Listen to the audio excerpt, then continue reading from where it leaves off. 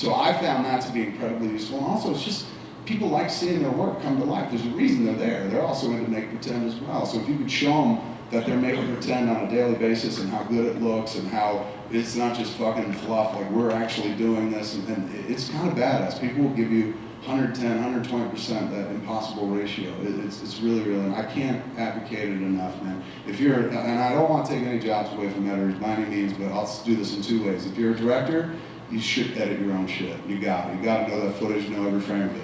Conversely, if you're an editor, you got to direct movies. It's easy. I've done it for years. But I believe I'm a guy who couldn't let go of the editing. I let go of it once, and I was fine with what the person did. But for me, my process is I got to know every frame of film. Like I got to know everything we've done, so that way I know judiciously I've made the best possible decision on every scene. Now, you know, after that it becomes, hey man, you didn't make any decisions because I hate that movie. That shit's subjective. But when you're talking about actual mechanics and putting together a flick and whatnot, and you as the person in charge of the vision, I think it's really integral to be that person that's cutting it. It's not enough to come in and watch somebody after they've worked and look at their stuff and then make notes. I like digging in the dirt. I like being in there with the footage myself. And I know every time I say, like, be an editor, there are a lot of editors who are like, fuck you, you're taking jobs away. So again, conversely, be a director. And go out there. It's very, very simple. Did I answer your question at all? Yeah. Okay. Somebody you said you've done. Are you focusing more on comics or anything like that? I mean, right now I kind of got back into comics with Batman, Widening Gyre, and I still got 6 more issues of that to go. I knew I want to finish the Daredevil Bullseye miniseries I started like 5 years ago that I never finished. But no, really it's just going to be talk. On May 9th we got this website, smodcast.com, we do all these podcasts and stuff. On May 9th we start doing it daily, a morning radio show. So from like 8 in the morning, West Coast time, from 8 in the morning till 10 I do this morning, it's so fucking weird, but oddly appropriate. I do a morning radio show with my wife called S'Morning with Kevin Jen. And then there's a new podcast of the day from 10 till 11. And then from 11 till 1, I do a second morning show with Jason Mewes called Jay and Silent Bob Get Jobs. And that's what I want to do for the next, like, I don't know, few years, 10 years or something. So that's where I'm headed. And the comics thing I've enjoyed doing, but right now I'm kind of into this more than anything else. This is a beautiful thing about the field we work in. You can spin a bunch of different plates. You know, it's art. So as far as you want to take it, or as many different dopey things you're interested in, you should try them. Like the film thing has been great for me, but I never saw any sense to just stay in one place. Like, you know, I think if I had, I'd probably be a better filmmaker if I just concentrated everything on cinema. But that was not my first language, and even though it called to me, it just called to me as like, hey, this is the easy way to talk to an audience. Making movies is cool and shit. So at the end of the day, when you get to a point where you're like, I'd like to express myself in a different way. We're kind of lucky like that, where you can do something else creative, still kind of have the same feeling of self-expression, but change the game completely. Like, I've self-expressed through cinema 10 times now, and I'll do it one more time, and I think that's enough. And then now I want to self-express through here and stuff, and that's, I don't know, it's fun. And I know people look at you weird when you're like, I'm gonna give up film because you're supposed to stay, because it's a great job. I think I like it too much to stay. That's my problem. I respect my art form too much, and I know I'm not gonna bring anything new to it after the next movie. And at that point, I'm just a carpetbagger sticking around. I'm that guy who goes to the party and shit, who's hanging out, everyone else is left, and you're still there, and it's the couple's house. You're like, hey, maybe we're drunk enough, we'll get into a 3-way. You're that creepy friend. I don't want to be the creepy friend to film. Man, I want to be the thing the whole film loved me. I want to be that guy that film talks about when I leave, like, oh, he was the best fuck ever. Why did I let him go? You know, I want film to miss me like my high school girlfriend. Thank you, sir. Yes. And Mr. Smith, just before you ask, unfortunately, I think it's got to be the last one. Get out of here, really? Shit, we're just getting started. Is that clock right? Do we gotta go? Somebody coming in? Yeah. We gotta go? I'm getting in. Right. One more, that's a lot of pressure, dude. Don't ask something dopey, ask something real. Why'd you make cop out? It's sort of off topic for this, but I'm David from Atlanta. Thank you for How are you, man? Doing well. I'm more of a writer, and Okay. I'm glad to see you're going into that next phase of your storytelling career. What is your process for writing? How do you sit down and put the idea on paper? How do you get it out? What's your process? For me, I don't know. It's weird. It's like explaining. I don't know how to describe that. My process, I basically get up and I just start. Back in the day, I just get up and just start. Now I get up, smoke a joint, and just start. And it's weird. I found that like weed doesn't make you any more creative. It doesn't make the writing any better. But what it does do is it knocks down the inhibitors that would prevent you from writing some shit. Like it's like there's a voice, you know, we all got that dopey voice, and it's comprised of all the other things we've ever heard and all the things we've ever read about other people doing things before we even self-apply. So you sit there and you have that voice in your head that's just like, don't do that, you're not good at that, why would you fucking do that and shit. And I found that smoking weed just gets rid of that altogether. It just kind of knocks down the inhibitors and lets you try shit where you're just like, let's give it a shot, you know. And I think it makes you more of a why not person. You know, I think in life, in order to accomplish anything, particularly in art, you need to surround yourself with why not people. Because there's a lot, the world's full of fucking why people, left and right. Throw a rock at somebody who's a why, where you're just like, hey, I want to do something, like why? Why would you do that? Why? You gotta find those people like, why not? Let's give it a shot, man. That's what I've only been lucky because I surround myself with a whole fucking bunch of why not people who are just either stupid enough or fucking lazy enough or just adventurous enough to be like, let's give it a shot, sounds fun.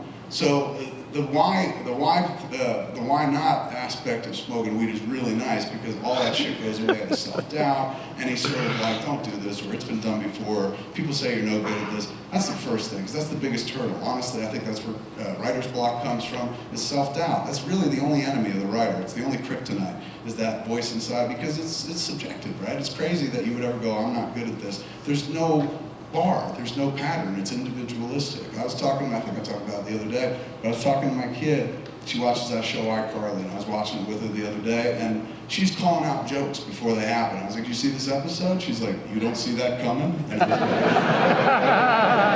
like, good point. I said, my point though is if you see it coming, why are you watching this? Just write an iCarly. She's like, what do you mean? I was like, just write one. Instead of watching it, writing. Writing's way more funner than fucking watching because you're in charge. You can make them do shit. You can make Carly fuck her friend. Then I remember who I was talking to, and I ran it back.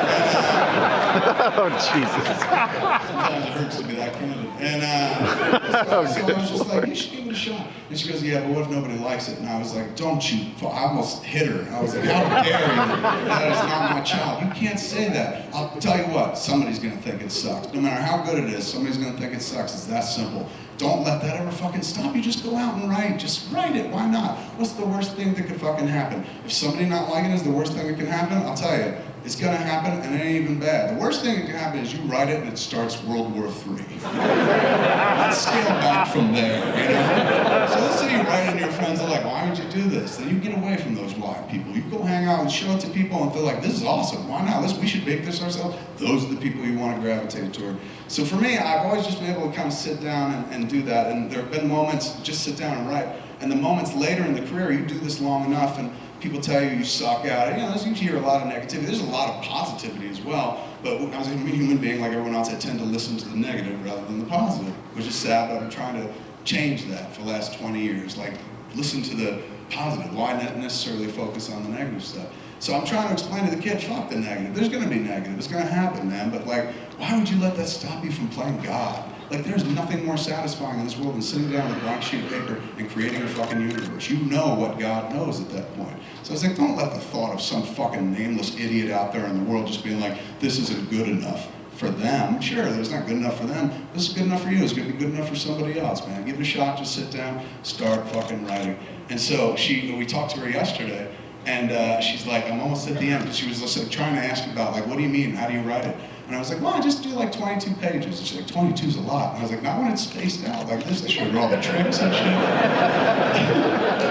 So we talked to her last night before she went to bed, and she was like, I'm on page 20. And I was like, oh, that's that a girl. That's what you fucking do. Now, the problem is I'm going to read it. It's going to be terrible. But at that point, like I said, you know, I'm not going to be like, why? I'm just going to be like, hey, good for you. Keep writing. Keep writing. You know?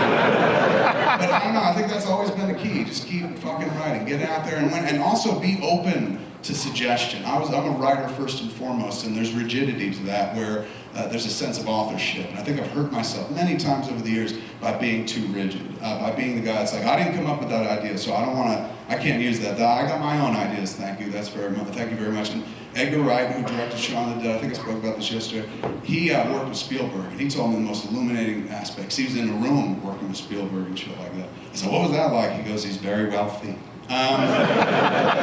So he was talking about like some meeting they were having, and we're working on this Tintin movie and stuff, and people are pitching ideas and shit. And he said to Spielberg, like 20 minutes after somebody put an idea out there, he'd be like, let's do that thing that Edgar was talking about. Like that idea was actually cool, we'll do that. And Steven Spielberg is a great filmmaker because Steven Spielberg doesn't do that like, no, your idea is your idea and I got my ideas. Steven Spielberg's like, I'll take any ideas because guess what? I'm getting the credit, bitch. So, at that point you realize, why am I fighting it now? I'm gonna take good fucking ideas. And so I used to like not let people ad-lib on the movies at all, and now I let people ad-lib like crazy, you know, because I'm like, look, I'm the editor as well. If I don't like it, I'll just take it out. And if it's good, I'll throw it in, I'll probably get the credit for it anyway. And I got credit for it was never more obvious than or apparent than on Red State, and I had the littlest contributor to my script. It never would have happened before, but it only happened on Red State because I'm now at this place where I'm open to contribution. And it's Dave Klein, the guy who shoots the movie. He's got this little daughter named Ivy, and she's adorable. She's like 3. Dave's shooting the flick. His wife Marnie's one of the believers in the church, and so we were like, let Ivy be in it, man. She can hang out, be in the movie the whole time.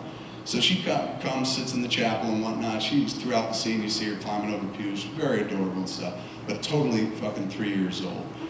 We're sitting outside this funeral sequence in the movie. The movie kicks off with this family driving past a church where a funeral procession's coming out, and then our version of the Westboro Baptist Church, the Avid group of 5 Points Trinity Church, they're lined up holding signs, picketing the funeral, and the signs are chanting that the motherfucker's going to hell. Jacob Harlow is the fictional dead kid. And Jacob Harlow burns in hell and stuff. So I'm shooting this sequence, and it's kind of wide, and I'm like, I just need chatter. Just start yelling shit. Don't worry about what it is. Like, what's in the script? I was like, I'm not that guy anymore. Just say whatever you want. Just make sure it has something to do with Jacob Harlow. Anything but peas and carrots. In movies, generally, when you see crowds talking, they're just going, peas and carrots, peas and carrots, peas and carrots. And I don't like that because I look there and I'm like, they're saying peas and carrots. So I'm like, just say what you want and shit. And everybody's sitting like, Jacob Harlow burns in hell. Go to hell. You're going to die. You're burning in hell. Everyone's chanting shit, yelling shit out. Ivy's standing there, 3 years old. And she's looking around at everybody, and nobody's really giving her much direction because she's 3. Like I'm in that phase where I'm like, hey man, you give me your best, 3-year-old. So she's just kind of sitting there watching, and you know the big thing is like, don't look at the camera. That's the only instruction you want for a kid, more than anything else. It's not like, hey, bring me the truth of this moment. It's like, just don't look at the fucking camera, right? So we're shooting and shit, and I see her in the monitor, and she's looking around at everybody, and all of a sudden she starts yelling, and I see her going. And I can't hear her because it's very far away, and she's a little kid and shit. So after the take, I see Klein laughing. He almost drops the camera, Dave Klein. And so I go over, I was like, what happened? He goes, you didn't hear fucking Ivy? Ivy adding to your script? And I said, no, what did she say? He's going, she started yelling, swim down, swim down. And I go, why? Man? I was like, why? And he goes, because, dude, Finding Nemo. What do you mean? He's going, she didn't have much experience with crowds or anything. She's in a crowd and everyone's yelling. And the first thing she thought of was all those fish in that net. Yelling, swim down.